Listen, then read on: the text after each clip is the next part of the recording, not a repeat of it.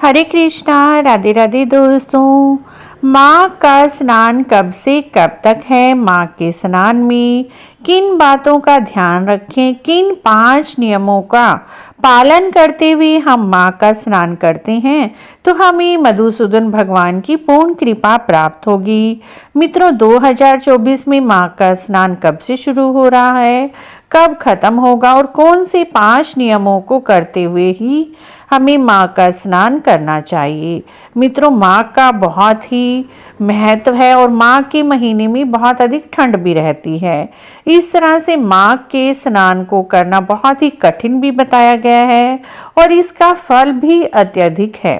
कार्तिक और वैशाख में नहाने पर इतनी ठंड नहीं लगती, लेकिन माघ में कड़ी ठंड पड़ती है, इसीलिए माघ का स्नान थोड़ा कठिन होता है। माघ के स्नान को आप मित्रों 2024 में 25 जनवरी 2024 से शुरू करके 24 फरवरी 2024 तक करेंगे, क्योंकि पौष पूर्णिमा से स्नान प्रारंभ हो जाएगा और पौष पूर्णिमा 25 जनवरी 2024 को है और उसके बाद माघ का महीना शुरू हो जाएगा और माघ पूर्णिमा 24 फरवरी को है। माँ का स्नान करते हुए इन 5 नियमों का अवश्य ही पालन करना चाहिए।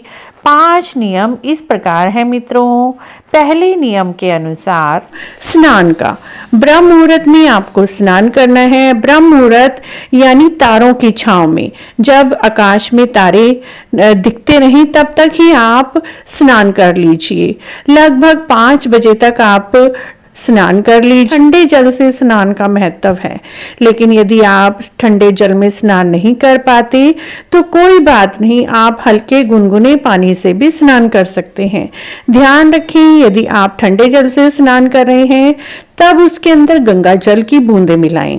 यदि आप गर्म पानी से नहा रहे हैं तो उसमें गंगा जल मत मिलाइए। तब आप सिर्फ हर हर गंगे, जय मां गंगे का नाम जाप करते हुए स्नान कर लीजिए। इससे भी आपको गंगा स्नान करने जितना फल मिलता है, क्योंकि पवित्र नदी में स्नान करने का विधान है, लेकिन नदियों के किनारे पर आजकल जाना संभव नहीं है सभी के लिए।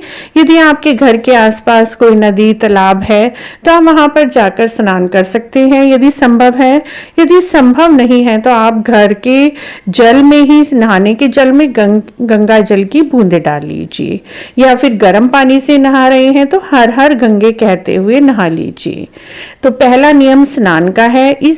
दूसरा नियम है मित्रों, सूर्य भगवान को अर्घ देना। अब प्रश्न आता है, क्या सूर्य भगवान को अर्घ हम अंधेरे में दे सकते हैं?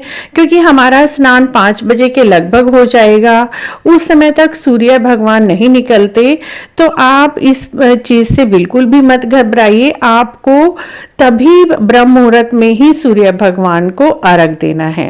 अर्घ आपका पूरा लगेगा, आपको पूरा फल मिलेगा सूर्य को अर्घ देने का। ध्यान रखें, आप या तो मिट्टी के बर्तन से ही सूर्य भगवान को अर्घ दें, मिट्टी का एक छोटा सा कलश ले आए, या फिर तांबे के लोटे से। स्टील के लोटे से आप सूर्य भगवान को जल अर्पित ना करें, तांबे के लोटे से सूर्य भगवान को जल अर्पित करें। चाहे तो तांबे के लोटे में थोड़ा सा रोली डाल लीजिए और कुछ अक्षर डालकर या तिल डालकर आप अर्घ दे। तिल का अत्यधिक महत्व है, तो पहले ही थोड़े से सफेद या जो भी तिल आपको मिलते हैं वो मंगवा कर रख लीजिए, पूजा में बहुत ही काम आने वाले हैं। तीसरा काम है मित्रों, आपको अपने घर के मंदिर में आ जाना है। तीसरा नियम, आपको हर रोज भगवान जी के सामने दीप जलाना है। तीसरा नियम है दीपदान का। दीप आपको कई जगह पर कर सकते हैं। सबसे पहले अपने घर के मंदिर में दीप जला लीजिए।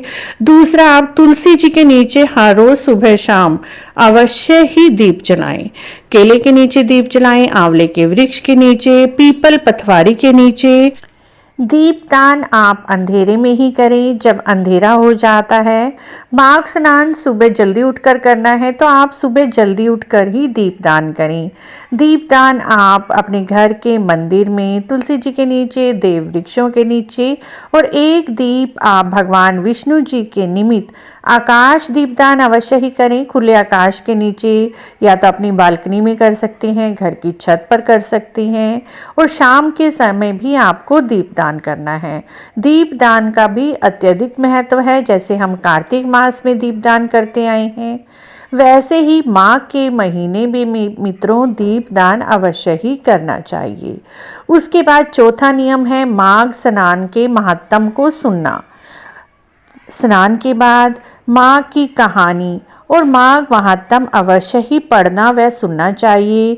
माघ स्नान का महात्म भी हम आपके लिए हर रोज़ माघ के महीने में लेकर आते रहेंगे। आप उसमें हमारे चैनल में जाकर भी सुन सकते हैं। चाहे तो आप माघ स्नान के महात्म की एक पुस्तक खरीद लाएं और हर रोज़ जब भी आप पूजा करें माघ महात्म का एक अध्याय आप अवश्य ही पढ़ें, या फिर जब भी आपको समय मिलता है यूट्यूब चैनल पर जाकर आप सुन सकते हैं।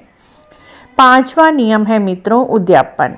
कोई भी हम नियम लेते हैं, स्नान करते हैं, चाहे कार्तिक का स्नान, माघ का स्नान या विशाख का स्नान, तो हमें उद्यापन अवश्य ही करना चाहिए, क्योंकि कोई भी नियम तभी हमारा सफल होता है, पूर्ण होता है, जब हम उसका उद्यापन करते हैं।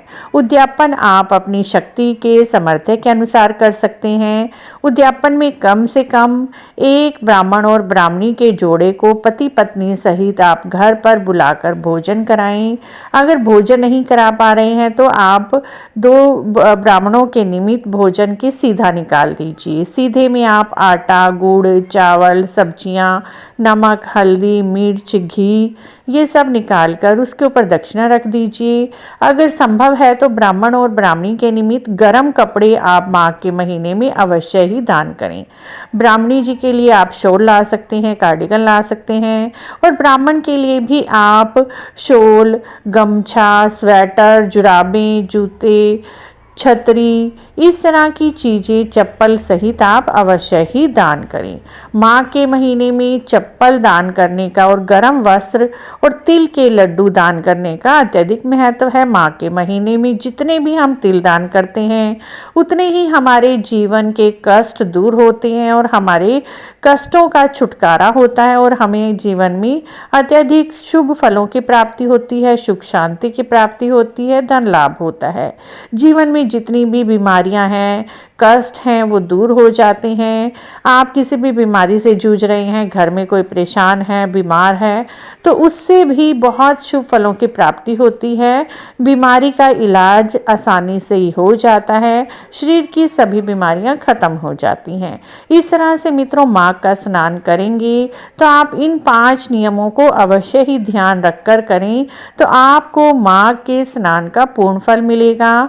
आशा है आपको माघ स्नान की ये छोटी सी जानकारी अच्छी लगी होगी। यदि अच्छी लगी है तो प्लीज़ हमारे चैनल को इसी तरह की और जानकारी के लिए आप ज़रूर सब्सक्राइब करें, लाइक करें, वीडियो को शेयर भी करें। कमेंट बॉक्स में जय माँ के ठाकुर, जय मधुसूदन भगवान अवश्य लिखें।